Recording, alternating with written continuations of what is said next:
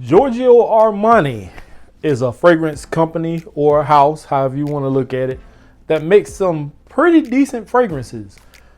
While some are very popular in the community, there are others that just, well, let's just say maybe were flops. I'm going to talk about a few of those fragrances, but the main fragrance I want to talk about is my scent of the day, Armani Code Colonia. Stay tuned.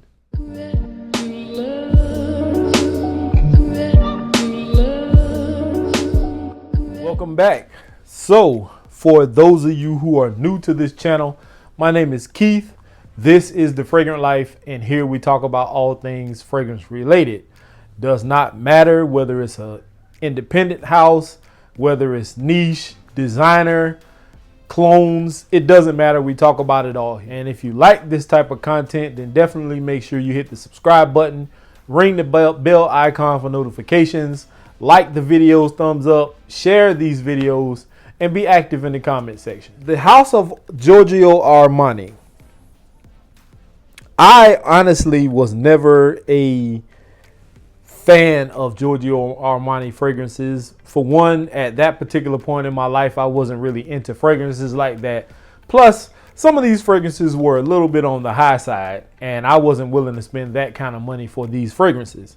But when I got into FragCom and I started making a little bit of money off of doing these YouTube videos, most of these fragrances come a little bit easier for me now.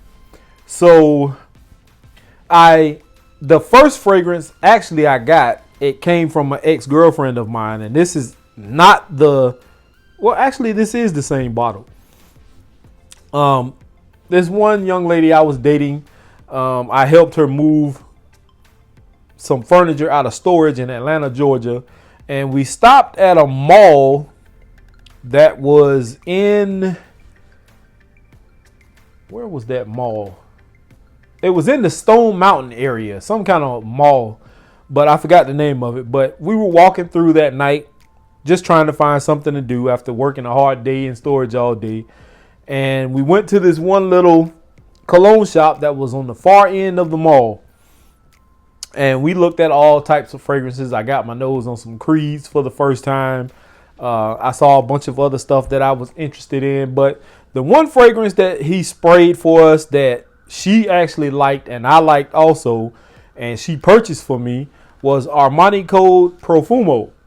And this is one that a lot of people were hyping in the fragrance community, and I see why. A fantastic smelling fragrance. I love it. And this is probably what sparked the interest in the house of Giorgio Armani. Fast forward sometime later, I think the next fragrance I picked up was the OG that everybody also talked about a lot, Armani Code. And although I love this scent profile, this is one that did not perform well on my skin.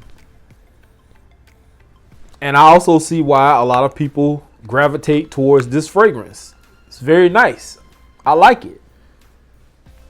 The next one I believe I picked up was this one. And this is one of the misses. I was in a TJ Maxx and I was looking through the fragrances. I didn't really find much. And all the way in the back on a shelf, I saw this one. And it is Armani Code A-List. And the only person I think I've ever actually watched talk about this fragrance a little bit was Ashton from Gent Sense. And being that I had the other flankers, I said, why not? So I picked this one up. And this scent profile is okay. For me, this is more or less like a dumb reach scent. Something you could just spray on, run errands. Maybe something casual, go out to eat wings or something like that, but nothing to brag about. And not a lot of people talked about this fragrance. So Armani Code's A-List.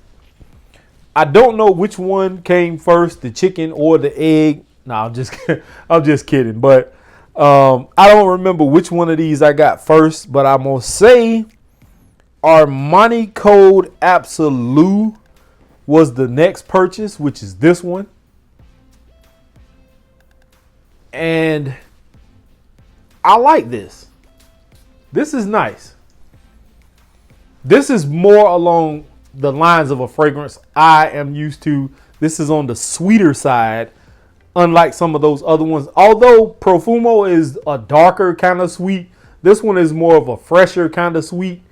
But I like this. I like this more than the other ones. And then they came out with the Eau de Parfum, as most companies always do. And then they make a parfum and all that other stuff. But they came out with an Eau de Parfum, which is this one. And I actually like this one also. But I still like Absolute more than I like any of the other ones. Fast forward to today. And I believe this is the first time I've ever worn Colonia. And I've heard all the chatter about this over time, that it's not a great performer. And it's average. On my skin today, it was close to 12:30-ish. And it was like a faint skin scent. So I got about 5.5 hours out of it, depending, which is not bad. Definitely bad if you paid an extensive amount of money for this. Anywhere above 80, I can't justify the performance for this fragrance being what it is. But it smells great. It smells fantastic. Now, I'm going to talk a little bit about the notes. Some of the notes anyway. This is a slightly powdery. It's sweet. It's a little floral. It's fresh, little spicy. I think it has tonka bean. There is mandarin orange, bergamot, clary sage, a few other notes that are in this also. And it's not bad. It smells really nice. Somebody on Facebook brought it to my attention that to them, this reminds them of another one of my favorite fragrances that I hype to the high heavens. And if you don't have this one, then, well, let me say this. If you don't have Chanel Allure Homme Sport, I think it's Eau Extreme, which is the one I compared this to. Then if you don't want to spend that kind of money, then definitely get this one. This one will run you like 20 some odd dollars online. But this is Mandarina Duck Black. And somebody brought it to my attention that Mandarina Duck Black smells like Colonia. And I was getting off the elevator when I saw that, and I messaged them back and I said, well, I just got home. I'm about to put it to the test. So I sprayed Duck Black on the left hand and Colonia on the right. And oddly enough, in the opening, they do remind me of each other. They have the same kind of sweetness, although the Colonia is a bit more fresher than the Mandarina Duck Black. This one actually to me is a little bit more seductive, and on my skin this lasts longer than Colonia does. But hey, he made a great point, and I see where he's coming from. If you can find Armani Code Colonia for a decent price, I definitely recommend it. It's not a high recommend, but I recommend it anyway. For those of you who are collectors of the Armani Code line, definitely pick it up. That's the only reason why I picked up a lot of the flankers that I have. If it wasn't for that, me being a collector, then I definitely would have just stopped with Profumo, and that would have been it. But I'm not disappointed with the purchases I have. And if there are any other flankers of these fragrances out there, I definitely want to get my nose on them or get the fragrances in my collection. That's really about all I have to say about this fragrance, guys. I mean, it's a nice fragrance. Projection on this was about 2.5, pushing 3 hours. of very good projection. Around that 4.5 pushing 5 hour mark, it started to die down and sit closer to the skin. And just after lunch, I'm gonna say about 12:30 ish, something like that, I smelled my arms and I barely could smell it anymore. And I had been sweating like crazy because I had to do inventory today. But not a bad fragrance. If you're looking for something fresh at a reasonable price, definitely try to find it at that price.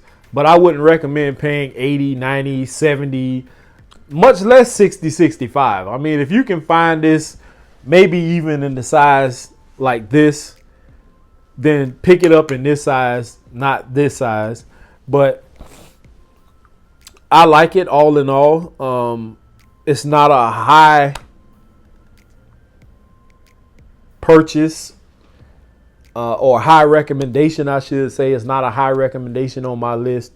But like I said, once again, if you're a collector like I am, then definitely pick it up. So that is my take on Armani Code Colonia. I am out of here, y'all. Here is to smelling great. I'm going to kick back, enjoy the sounds of the rain outside, watch a little bit of TV, and just chill. Peace, y'all.